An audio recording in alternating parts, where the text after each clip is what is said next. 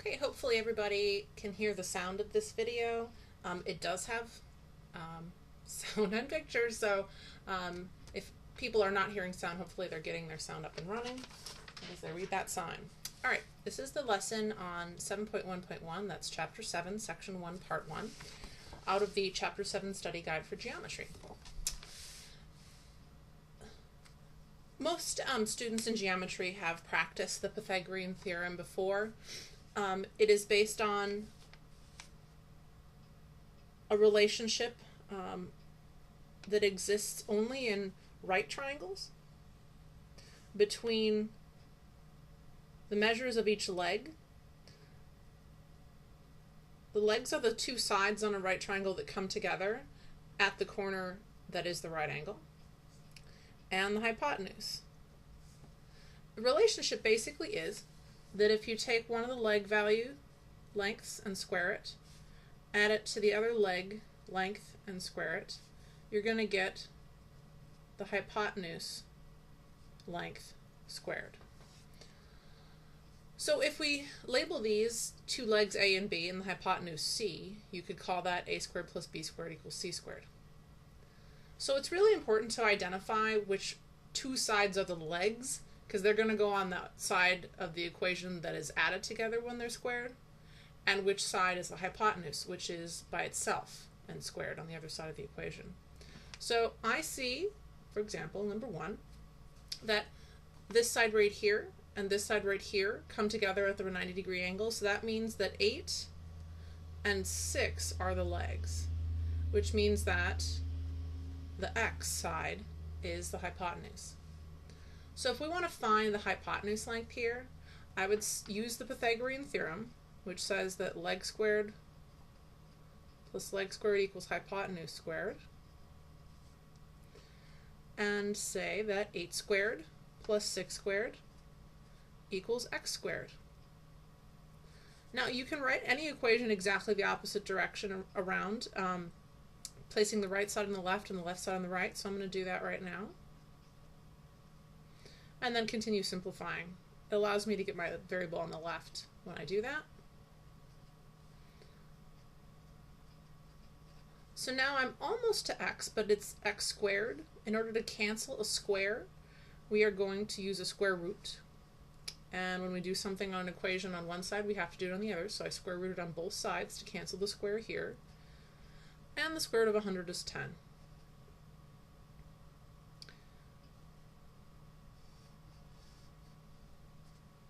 We can go through that same process over here. Again, this and this are the two legs, the 15 and the 36 side legs are the legs, because they come together at the right angle, which means that this is the hypotenuse.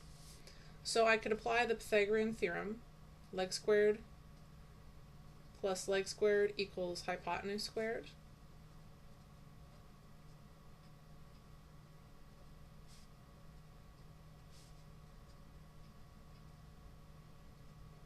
And I get x squared equals 1521.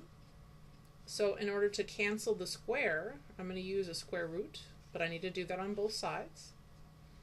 So x ends up being 39. Now this makes sense that if you notice over here 10 is longer than 8 and 6, that's appropriate. The hypotenuse is the longest side, so the answer you get should be longer than the legs, either one of them. Here we had an answer of 39. That is certainly longer than 36 or 15, so that makes sense as an answer for the hypotenuse.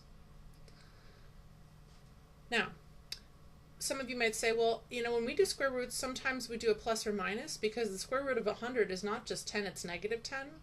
Well, in this section, we're going to assume we're actually measuring things in real life, and we almost never measure things in negative, with negative numbers. So it's okay to assume that these are lengths, and that they're only going to be positive. So when you take the square root, we're simply going to select the only positive answer of the two. Positive 10 and negative 10, we'll just go with positive 10. So if this was inches, that would be 10 inches, and that would make sense. Okay, a few more examples. You can see I have a leg here and a leg here. Same thing here. These three triangles are oriented in the same fashion, so the two legs are in each one of these examples in the same spot. But These examples are a little different because they're not asking us to find the hypotenuse. You see, the unknown in examples 1 and 2 was the hypotenuse. Here we're trying to find one of the legs. So when we set up the equation and solve the equation, the process will be a little different. We're still going to use the same theorem. The Pythagorean theorem says that leg squared plus leg squared equals hypotenuse squared, right?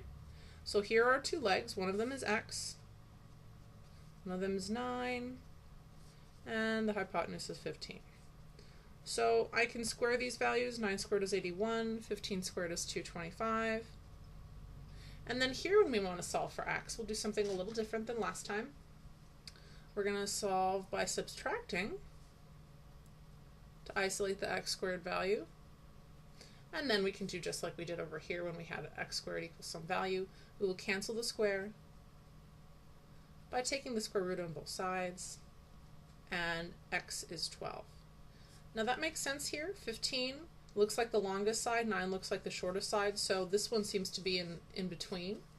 And sure enough, 12 is in between 9 and 15. So it makes sense that that side has a length of 12.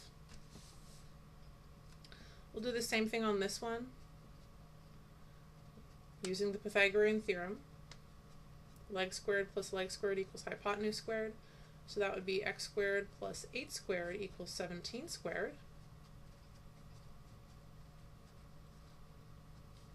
We'll do some subtraction to isolate our x squared term.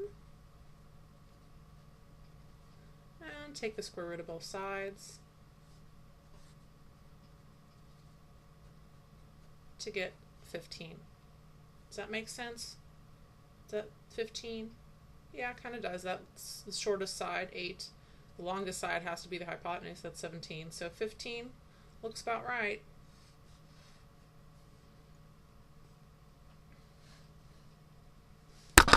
Now, number 9 has radical values, but don't worry. We'll just review a little bit of how to deal with them, and it's not that scary.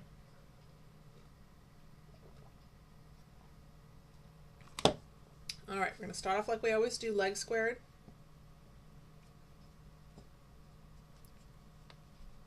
plus leg squared equals hypotenuse squared. So we have x squared plus the square root of 7 squared equals the square root of 19 squared. Now, when we're solving, like right here, when we have x squared and we put the square root on top of it, what happens is this little square and the square root cancel each other out, and then you just get the x, right? From that cancellation is our result. So the same thing is going on over here. We have a square and we have a square root coming together on the same element, 7. So the square root and the square are going to cancel each other out, and we just get 7. Same thing here. The square root is going to cancel with the square, and we just get 19. So, solving like we normally do, I'll isolate the x squared by subtracting 7 on both sides, and then taking the square root to cancel the square. Now, the square root of 12 is simplifiable because the square root of 4 is a factor of the square root of 12. So x ends up being equal to, the square root of 4 is regular 2, the square root of 3 can't be simplified further. So 2 root 3 is our answer there. And if you want to determine whether this seems like a reasonable answer, you could take the square root of 7, the square root of 19, and then square root of 3 times 2, and compare those three values as decimal approximations, and see if that makes sense. Is this length, seems like it's the medium length between these two, and kind of do a general check to see if that answer is reasonable.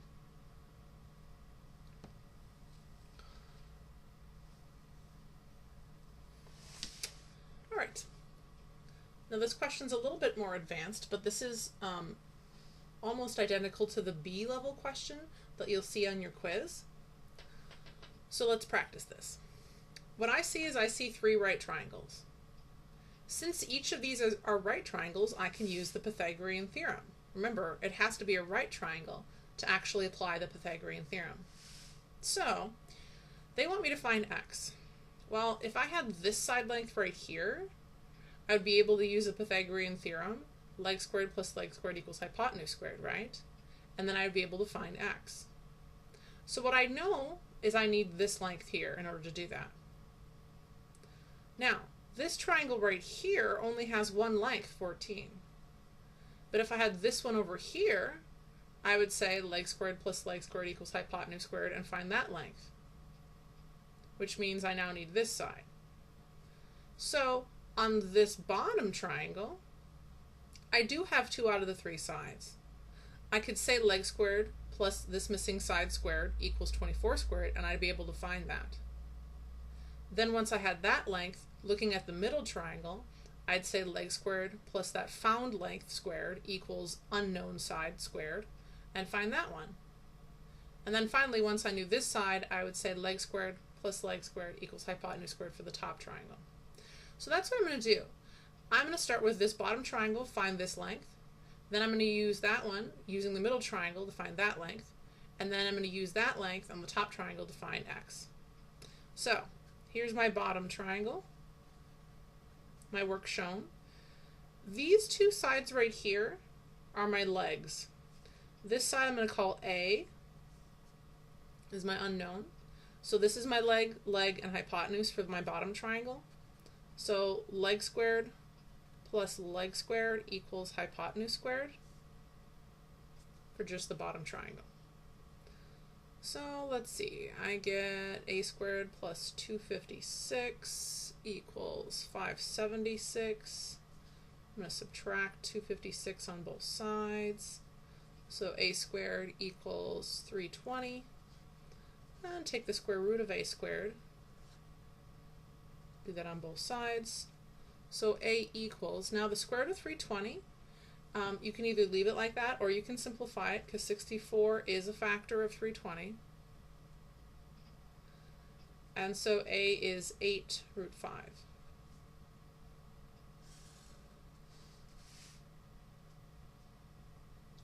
Now the middle triangle.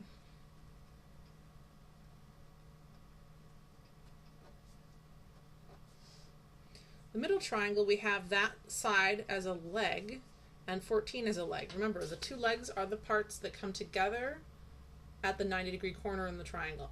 And so that would be these 2 for my middle triangle. So I would have leg squared plus a, we now know is 8 root 5 squared equals this unknown side. So I'm going to call that side B. And that's the hypotenuse on my middle triangle. Now, 8 root 5, I don't have to write it like that. I could write it as the square root of 320. But I'm going to leave it like this just to show you how to square this. 14 squared is 196. This, what we would do is we would square 8 and the square root of 5 as 2 separate entities. So 8 squared is 64, and the square root of 5 squared, remember the square and the square root cancel each other out, so you just have 5. And then no symbol in between these numbers means we multiply, and we get back to, surprise, surprise, 320. So b squared, oops, that's an equal sign, sorry. B squared equals 516. And we can take the square root of both sides to get rid of the square.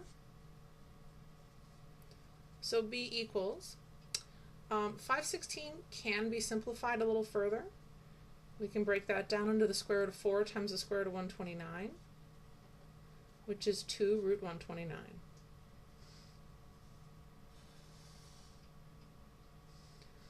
So finally now, we have 2 out of the 3 sides in our top triangle because we just found the length of side B. So on the top triangle, this side and this side are the legs. So when I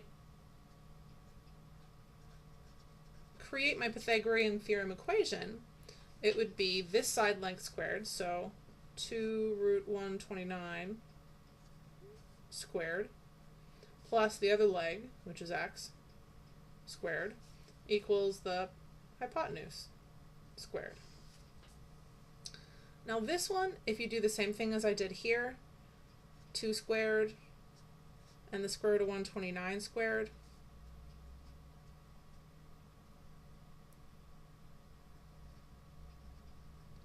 you get 4 times 129, because the square and the square root here cancel each other out.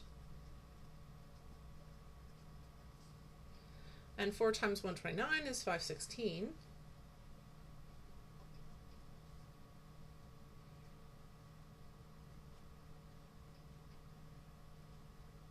So if I subtract 516 on both sides, I get 508.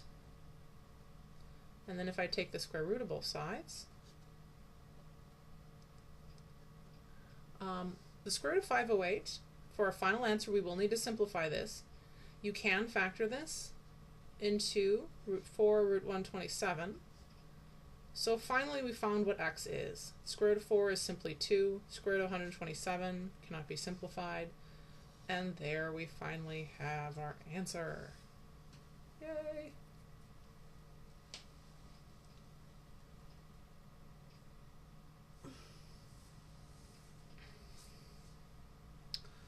The last example in this section is from real life. If you want to find the height of this distance that this ramp meets the building at for the shipping dock, they tell you that the ramp itself needs to be 125 inches long, and the distance where the base of the ramp touches the ground from the base of the building is 120 inches. So they want to know how high up to mount this ramp. So as you can see, this is our right angle. So the two sides that come together to make that right angle would be our height, and down here the length from the base of the building to the base of the ramp. And then the length on the ramp would be our hypotenuse. So we can say that the Pythagorean theorem would apply. We have 2 knowns and 1 unknown, so we can create an equation and solve it for the unknown. So our Pythagorean theorem will help us find that unknown value, the height. So we have h squared plus 120 squared equals 125 squared. 120 squared is 14,400. 125 squared is 15,625. And so if I subtract the 14,400 on both sides, I get 1225, and I want to cancel that square by using a square root. Doing that on both sides, I get the height to be 35 inches.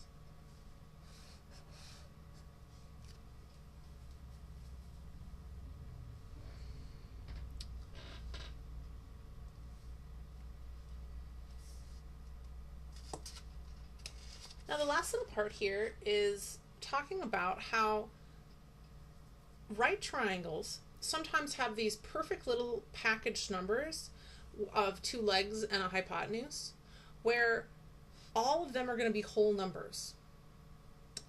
As you can see, it doesn't always work out that way. Sometimes lengths have radical values in them, and then don't end up being whole numbers even when the other 2 values are. So these are just basically special combinations of numbers where you'd have a leg, and a hypotenuse, leg, hypotenuse, leg, hypotenuse, leg, hypotenuse of a right triangle, and they all just kind of happen to be whole numbers, 3, 4, 5, 5, 12, 13, 8, 15, 17, and so on. So this whole set of numbers are called Pythagorean triples. They just happen to be 3 numbers where both the legs and the hypotenuse on a right triangle are whole numbers. So some students and teachers kind of memorize these things. So when they're given a triangle where there's a leg that's 5 and the hypotenuse is 13, they automatically know that the other leg would have to be 12. It does save time, but how much time does it save? I mean, this example wasn't a Pythagorean theorem. That was 8 and 6 for the legs. That's not on the list, right? This one's not a Pythagorean theorem or triple, is it? Oh, wait, this one is. Legs being 15 and 36, the hypotenuse is 39. That would be this one. 15, 36, and 39. Basically, this is an extension. All of these three are an extension of this one. Basically, if you take each one of these numbers and multiply them by 3, you get this. So this is basically the smallest collection of numbers, of values. And then if you multiply them all by the same value, you can get a triangle the same shape as that one, just with sides that are certain times bigger. So like this triangle with side lengths 6, 8, and 10 would be the same shape as this one. It's this, the lengths would be twice as big. So if you want to try to familiarize yourself with these sets, these Pythagorean triples, go for it.